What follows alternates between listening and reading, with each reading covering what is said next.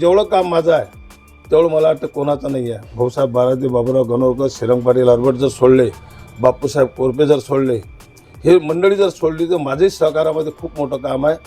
आता तो आपापला भाग आहे, कसं वागायचं, काय वागायचं. माझी पत्नी जिल्हा परिषदेले मेंबर होती, पण मी कधी पत्नीसोबत जिल्हा परिषदमध्ये गेलो नाही, कधी हस्तक्षेप केला नाही. काँग्रेसचे दिग्गज नेते अमरावती जिल्हा परिषदेचे माजी आरोग्य सभापती बाळासाहेब हिंगणीकर यांनी अखेर काँग्रेस पक्षाला सोडचिठ्ठी दिली आहे. स्थानिक राजकीय हस्तक्षेपामुळे हा राजीनामा दिल्याचं त्यांनी स्पष्ट केलं.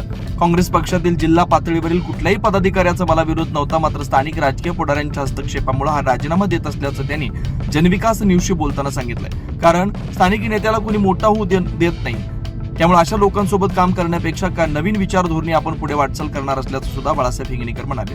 बाळासाहेब हिंगणीकर यांच्या राजीनाम्यानंतर काँग्रेस पक्षात विविध पदाधिकाऱ्यांनी राजीनामे दिलेत. त्यामुळे येणाऱ्या जिल्हा परिषद, पंचायत समिती निवडणूक याचा काँग्रेसला फटका बसणार का, हे सुद्धा पाहणं महत्त्वाचं ठरणार आहे. काँग्रेस पक्षाचे दिग्गज नेते आणि दर्यापूरचे एक काँग्रेस पक्षाचे जे ज्यांच्याकडे लोक एकदम नेतृत्व म्हणून पाहत होते असे बाळासाहेब हिंगणीकर यांनी अखेर काँग्रेस पक्ष सोडलेला आहे. नेमकं काँग्रेस पक्ष सोडण्यामागे नेमकं काय कारण आहे, काय सांगाल तुम्ही? एकदम काँग्रेस पक्ष सोडून एक भूकंप एक या ठिकाणी काँग्रेसमध्ये झालेला आहे. असं आहे, स्थानिक लेवलला ज्या काही आपल्याला अडचणी निर्माण होऊन राहिल्या त्या मनाजोगत्या सण येऊन राहिल्या. आणि असं वाटते काही लोकांना आपल्यापासून त्रास होते. मला असं वाटते राजकारणात काही लोकांना माझी भीती वाटते. मग त्यांना भीती वाटते, त्यांची झोप उडवण्यापेक्षा त्यांना शांततेत झोप लागली पाहिजे आणि आपल्याला झोप लागली पाहिजे. तुम्ही काँग्रेस पक्षामध्ये मोठमोठे पदं भूषले आहे आणि तुमची वाटचाल काँग्रेस पक्षामध्ये कशावर झाली? नाही, वाटचाल माझी खऱ्या अर्थानं ग्रामपंचायतून झाली. मी जवळपास 20 ते 21 वर्ष ग्रामपंचायतचा सरपंच होतो, सोसायटीचाही अध्यक्ष राहिलो. त्याच्यानंतर खऱ्या अर्थानं मला राजकारणाची सुरुवात माझी खरी जर झाली, जे तरुणोत्सव मंडळ जे आपल्या दर्यापूरमध्ये होतं त्या मंडळामध्ये कबड्डी खेळण्याची मोठी मला संधी मिळाली आणि लोकांच्यापर्यंत जाण्याचा योग आला. त्यानंतर खरेदी विक्रीमध्ये मी जवळपास 4 वर्ष नोकरी केली, सरपंच झालो. त्याच्यानंतर त्या संस्थेमध्ये, ज्या खरेदी विक्री संस्थेमध्ये मी कर्मचारी म्हणून काम केलं, त्या खरेदी विक्रीमध्ये एकदा मी सहसचिव म्हणून निवडून आलो. नंतर मी त्याच संस्थेमध्ये निवडून आल्यावर उपाध्यक्ष झालो. नंतर योग असे की मला जिल्हा परिषदमध्ये उभं राहण्याची संधी मिळाली. 92मध्ये निवडून आलो. म्हणजे जवळपास सुतगिरणीमध्ये मी 4.5 वर्ष प्रशासक म्हणून होतो आणि जिल्हा परिषदमध्ये 2दा निवडून मी आलो, एकदा माझी पत्नी निवडून आली. आणि अशी वाटचाल असताना मला विधानसभा लढवण्याची सुद्धा संधी मिळाली. जेव्हा 2017मध्ये, मला वाटते 17ची गोष्ट आहे, तेव्हा माझी तिकीट शिवसेनेतून कटली होती. मला ते माहीत पडलं. मग बबलू देशमुखांना माहीत पडलं, गुलाबराव गावंडेंना माहीत पडलं. त्या दोघांचे मला फोन आले. मी त्यांना सांगितलं की बा मला थोडा वेळ द्या, संधी द्या, 5-7 दिवसात संधी द्या, मी लोकांशी चर्चा करतो.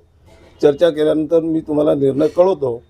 मग सर्वांशी चर्चा केली, सर्कलमध्ये फिरलो, मग सर्वांना एकत्र बोलावलं, निर्णय झाला. निर्णय असा झाला की आपण काँग्रेसमध्ये जायचं. पण मला स्थानिक लोकांचा तेव्हापासूनच विरोध होता. पण बबलू म्हणून मात्र मला तेव्हा तिकीट दिली आणि न मागता मला 2.5 वर्ष त्यांनी सभापतीपदसुद्धा दिलं. परंतु आता तुम्ही पाहत असाल घडीमुळे, तुम्हाला माहीत आहे, पत्रकार लोक तुम्हाला सर्व माहीत असते, कानाकोपऱ्यात ज्या काही घटना असतात त्या माहीत असतात. कशी परिस्थिती होऊन राहिली, कसा अपमान होऊन राहिला, तो मनाला पटण्यासारखा नाही आहे. म्हणून शेवटी असं ठरलं की आपण आपलं काँग्रेसला राजीनामा द्यायचा आणि त्यातून मोकळं व्हायचं. आज मी तुम्हाला हे सांगतो, मी काँग्रेसच्या याच्यातून मोकळा झालेला आहो. कारण 1 महिन्यापर्यंत सर्वांची हेच भूमिका होती की मी काय करतो काय नाही. बरेचसे प्रयत्न झाले, परंतु कुठं प्रयत्न अयशस्वी झाले. बबलूभाऊंनी, ताईंनी, बळवंतरावांनी, विरेंद्रभाऊंनी मला बोलावलं, समजावून सांगितलं. सुनीलभाऊ देशमुखाचा फोन आला, विलासराव इंगोलेचा पण फोन आला. परंतु असं आहे, ज्याच्यावर बितते त्याला माहीत असते. म्हणून आपण ठरवलं की आपण जरासं मोकळं राहायचं आता काही दिवस. तुमच्या नेतृत्वात जर तुम्ही पाहिलं तर अंजनगावची आता नगरपालिका निवडणूक झाली, तुम्ही त्या ठिकाणी होते, तर आम्ही पाहिलं की 124 मतांनी तुमचा फक्त उमेदवार पराभूत झाला. म्हणजे एवढं चांगलं काम असून सुद्धा दखल या ठिकाणी घेतली गेली नाही का? नाही, काँग्रेसनं दखल घेतली. जे वरिष्ठ लोक आहेत त्यांनी दखल घेतली. त्यांनी की आपल्याला कसं म्हटलं नाही की तुम्ही पक्ष सोडून द्या. खूप त्यांनी प्रयत्न केले, त्यात काही शंका नाही. परंतु काय असते की आपल्याला काम स्थानिक लेवलला करावं लागते. स्थानिकमध्ये जर एकजूट नसेल तर ते काम करणं शक्य होत नाही ना. मग आता काय पुढची वाटचालचं काय आहे? म्हणजे भाजपकडे तुम्ही जाणार, भाजपमध्ये जाणार अशी सुद्धा चर्चा आता सध्या सुरू आहे. नाही, चर्चा बरोबर आहे. सर्वीकडूनच मला फोन आले, मग ते राष्ट्रवादी असो, शिंदे गट असो, BJP असो, रवी भाऊ राणाचा सुद्धा फोन आला, सुनील भाऊ राणाचाही फोन आला, आमचे अनंत गुळे त्यांचा फोन आला. परंतु सर्वांना हे सांगितलं बा अजून मी काही असा निर्णय घेतला नाही. मी सर्वांशी चर्चा करेल. जे काही आपल्याकडे आपल्याजवळ लोक आहेत त्या लोकांशी चर्चा करून पुढचा निर्णय घेईल. तुम्ही राजीनामा दिल्यानंतर आम्ही पाहिलं तर तुमच्या पाठीमागेच 5 ते 6 पदाधिकाऱ्यांनी, चांगल्या पदाधिकाऱ्यांनी, काँग्रेसचे त्यांनी सुद्धा राजीनामा दिला. नाही, आपण तर काही कोणाला राजीनामा दे म्हटलं नाही. कारण माझा स्वभाव असा आहे, माझ्यासोबत जे लोक असतील त्यांना पण मी हेच सांगितलं. तुम्ही पाहिलं निवडणुकीमध्ये जे काही माझ्यासोबत त्यांना सांगितलं तुम्ही नगर परिषद निवडणुकीत फिरा. मला मान सन्मान दिला नाही, त्याच्यामुळे मी फिरू शकलो नाही. आणि मी कोणालाच असं म्हणत नाही की तुम्ही माझ्यासोबत आहे, कारण हे प्रत्येकाचं मत असते आणि प्रेशर आणून ते काम करणं काही बरोबर नाही. मला माहीत आहे आमच्या काही मंडळीवर प्रेशर आणण्याचं काम सुरू झालं, पण मी त्या गोष्टीकडे दुर्लक्ष केलं. कारण ते स्वतंत्र मत आहे, त्याला जे योग्य वाटते ते करते, अशा प्रकारचं माझं मत आहे. मी जीवनामध्ये आतापर्यंत तुम्हाला माहीत असेल प्रकाश भाऊचं आणि माझंही एकदा असं खटकलं होतं. परंतु तेव्हा मी माझ्या शेतीवर गेलो, शेती पाहिली, तेव्हा मी एकटाच होतो. मग नंतर पोटनिवडणूक आली, ॲटोमॅटिकली मला संधी मिळाली. म्हणजे कधी कधी वाईटातून चांगले होत असते. परंतु माझं असं मत आहे आपण रस्त्यानं चालत राहायचं आणि जे काही खळे गोटे येत असतील ते फेकत राहायचं आणि समोर चालत राहायचा. असा दृष्टिकोन आपला राजकारणातला आहे. तुम्ही पाहिलं असेल, मला असं वाटते मी खरोखर इतका भाग्यवान आहे की एक माझ्या घरी माझ्या वडिलाला किंवा काका माझे होते त्यांना राजकारण कसं असते माहीत नव्हतं. परंतु जनतेनं इतकं पुढे आणलं की काही नसताना लोकांनी मला निवडून दिलं, एवढं मोठं केलं. मला असं वाटते की सहकार क्षेत्रामध्ये काही लोक म्हणतात सहकार नेता. तुम्ही जर विचार केला तर सहकारामध्ये जेवढं काम माझं आहे तेवढं मला वाटतं कोणाचं नाही आहे. भाऊसाहेब बारादे, बाबुराव गणोरकर, श्रीरंग पाटील अरबट जर सोडले, बापूसाहेब कोरपे जर सोडले, हे मंडळी जर सोडली तर माझंही सहकारामध्ये खूप मोठं काम आहे. कारण खरेदी विक्रीमध्ये मी 2दा निवडून आलो, मार्केटमध्ये 3दा निवडून आलो, सरकारमध्ये जिल्हा परिषदमध्ये 2दा निवडून आलो, एकदा माझी पत्नी निवडून आली, सूतगिरणीमध्ये मी काम केलं, म्हणजे सहकारी सूतगिरणी सहकारातलीच आहे. असे अनेक संस्थेमध्ये काम करण्याची मला संधी दिली. परंतु मात्र एक गोष्ट खरी, मी आजही लोकांवर विश्वास ठेवतो. नेते मंडळी माझा काही राग करो, नेते मंडळी करत असते, परंतु माझ्यावर जो विश्वास ठेवला तो कार्यकर्त्यानं आणि जे काही सर्वसामान्य लोक आहेत त्यांनी माझ्यावर खूप विश्वास ठेवला. आणि तुम्हाला सांगतो मी एवढा भाग्यवान आहे की मला डेब्यू पिक्चरमध्ये सुद्धा कबड्डी खेळण्याची संधी मिळाली. त्यानंतर तुम्हाला माहीत आहे की श्रीमंत लोकांना गावाचं नाव मिळत होतं, कानोलीकर, इटकीकर असे जे नाव मिळत होते. मी असा भाग्यवान की 92मध्ये मी जेव्हा जिल्हा परिषदमध्ये निवडून आलो तेव्हा छोटू इंगोले हे अध्यक्ष जिल्हा परिषदचे होते. त्यांनी बाळासाहेब हिंगणीकर म्हणून जेव्हा उच्चारणं चालू केली तर मला असं वाटतं की माझं नाव जे शंकर विश्वनाथ गावंडे आहे ते लोक विसरले आणि बाळासाहेब हिंगणीकर या नावानं ओळखतात. हे भविष्यासाठी किती मोठी जमेची बाजू आहे. एका लहानशा माणसाला एवढं मोठं नाव मिळते हे आपलं भाग्यच समजायला पाहिजे. आजही माझा लोकांवर विश्वास आहे, कारण मला हे माहीत आहे राजकारणामध्ये मोठ्या लोकांनी मला मदत करण्याचं काम कमी केलं, पण जनतेनं मात्र सोडलं नाही. तुम्ही मार्केटमध्ये पाहिलं असेल, माझ्याकडे बातमी आली की तुम्हाला पाडतात. मी माझ्या मंडळी हेच सांगितलं की मी पळू शकत नाही, मतं कमी पडतील, पण लोक मला 100% निवडून दिल्याशिवाय राहणार नाहीत. आणि मी तुम्हाला सांगतो, बबलूभाऊ असो, यशोमतताई असो, वीरेंद्रभाऊ असो, बळवंतराव असो, यांच्याबद्दल माझ्या मनामध्ये एक म्हणजे शंकानी राजकारणामध्ये घडामोडी होत असतात. या लोकांनी खूप प्रयत्न केले, मिटिंग घेतली, सर्व घेतली, 1 महिना त्याच्यावर गेला, पण त्याच्यातला जो निष्कर्ष असतो, ज्याच्यासोबत आपलं काही हे असते त्याच्यासोबत जर आपलं पटत नसेल तर विनाकारण त्यालाही अडचणीत आणू नये, आपणही स्वतः अडचणीत येऊ नये. प्रत्येकाला आपापले मार्ग मोकळे असतात. माझं नशीब चांगलं असेल तर मला चांगलं मिळेल. काय कधी कधी तुम्हाला माहिती आहे वाईटातून चांगलं होत असते. अशा प्रकारचं माझं जीवनातलं धोरण आहे. अशा पद्धतीने मी राजकारणामध्ये तुम्ही विचारलं म्हणून सांगितलं. म्हणजे खरोखरच मलाही कधी कधी आश्चर्य वाटते की आपण कसे कुठं पोहोचलो. ज्या विधानसभेची संधी पाहिजे ती आपल्याला पडलो त्याचं दुःख नाही आहे. काय आता प्रकाश पाटलाचं माझं जरी नाही पटलं तरी प्रकाश पाटलाबद्दल तुम्ही तरी सांगा, कधीतरी मी प्रकाश पाटलाबद्दल कधी वाईट शब्द बोललो नाही. कोणाबद्दल वाईट शब्द बोलतो, माझा स्वभाव तो आहे. परंतु कोणी जर विनाकारण खटके करत असेल तर मला ती गोष्ट सहन होत नाही. मी सहन करण्याची माझी खूप क्षमता आहे. पण ती क्षमता असायला पाहिजे. राजकारणामध्ये ह्या गोष्टी चालत असतात. शेचं राजकारण होत असते.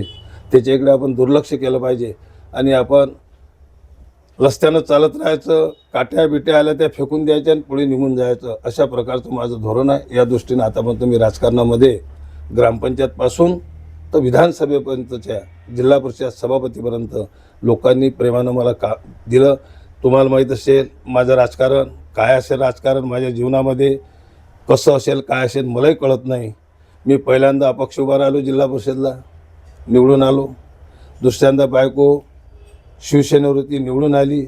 तिसऱ्यांदा काँग्रेसवर मला उभं राहायची पाळी, त्याच लोकांनी मला निवडून दिलं. मला असं वाटतं ही संधी भेटणं म्हणजे हे खरोखर भाग्य म्हणतात. म्हणजे लोकांचं प्रेम.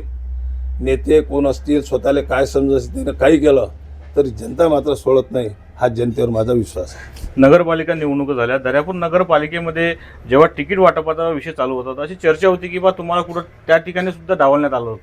हो, बोलावलंच नाही ना मला, बोलावंच नाही.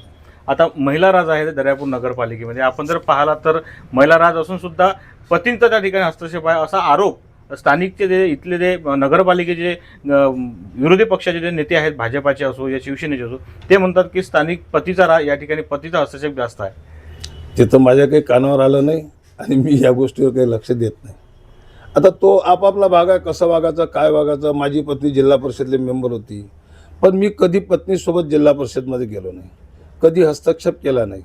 आणि तुम्हाला माहीत आहे की माझे कामं हस्तक्षेप न करताही कामं होतात, त्याच्यामुळे हस्तक्षेप करायचं काम पडलं नाही. हा आपला प्रत्येकाचा स्वभाव आहे, त्याने कसं वागायचं काय वागायचं हे त्यांनी ठरवायचं असते. आता शिवसेना की कमळ हाती घेणार? सध्या असं कोणत्याच पक्षाकडे जायचं ठरलं नाही. आता सर्वजण बसू, त्याच्यात जो काही निर्णय होईल त्या निर्णयासोबत आम्ही जाऊ. आपल्यासोबत काँग्रेसचे किती पदाधिकारी कार्यकर्ते येतील? मी कोण सोबत येते हे कधीच विचारलं नाही, कधी कोणाला म्हटलं नाही की तू माझ्यासोबत आहे. मी तुम्हाला सांगितलं की काही लोकांवर प्रेशर आणून राहिले ही मला माहीत आहे, पण माझा स्वभाव असा आहे. मी तुम्हाला सांगितलं ना की मी 2004मध्ये जेव्हा शिवसेनेतून बाहेर पडलो तेव्हा फक्त मी आणि शरद वानखडे आम्ही दोघंच होतो. ती शेतीवर गेले, मी शेतीवर गेलो. कधी संघर्ष केला नाही, संघर्ष करायची पाळी आली नाही.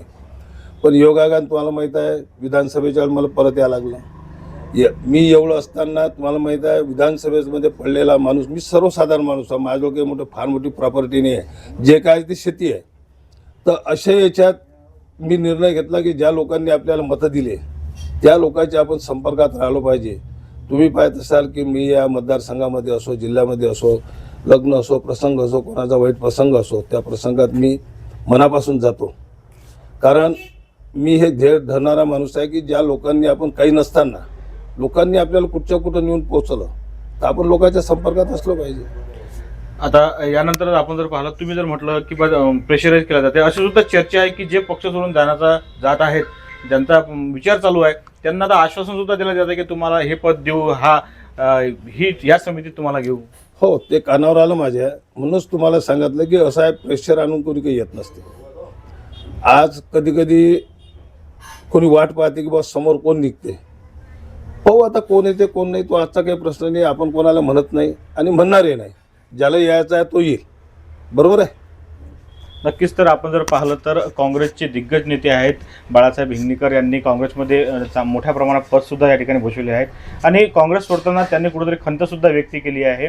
त्यांनी काँग्रेसचे जे दिग्गज जिल्ह्याचे नेते आहेत त्यांनासुद्धा सांगितलं आहे काँग्रेस पक्ष सोडण्यामागं नेमकं स्थानिक राजकारणामुळे मी हा काँग्रेस पक्ष सोडत असल्याचा त्यांनी या ठिकाणी दावा केलेला आहे. आणि यानंतर भाजप का शिवसेना हे आता कोणत्या पक्षामध्ये जाणार हे सुद्धा आता पाहणे महत्त्वाचे ठरणार आहे. मी किरण ओले, जनविकास न्यूज, दर्यापूर.